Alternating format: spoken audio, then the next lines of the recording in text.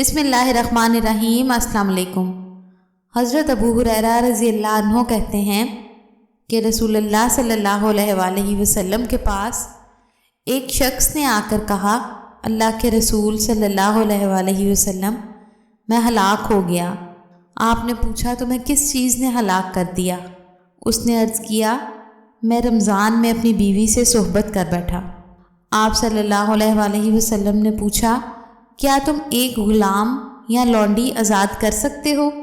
اس نے کہا، نہیں۔ آپ نے پوچھا، کیا مسلسل 2 ماہ کے روزے رکھ سکتے ہو؟ اس نے کہا، نہیں۔ تو آپ نے پوچھا، کیا 60 مسکینوں کو کھانا کھلا سکتے ہو؟ اس نے کہا، نہیں۔ تو آپ صلی اللہ علیہ وآلہ وسلم نے فرمایا، بیٹھ جاؤ۔ تو وہ بیٹھ گیا۔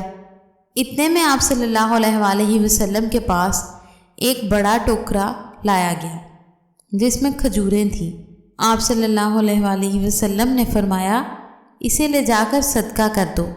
اس نے عرض کیا، ان دونوں ملے ہوئے علاقوں کے درمیان کی بستی یعنی مدینہ میں مجھ سے زیادہ کوئی محتاج نہیں۔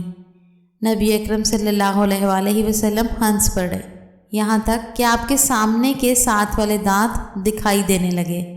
آپ صلی اللہ علیہ وآلہ وسلم نے فرمایا، اسے لے لو اور لے جا کر اپنے گھر والوں کو ہی کھلا دو۔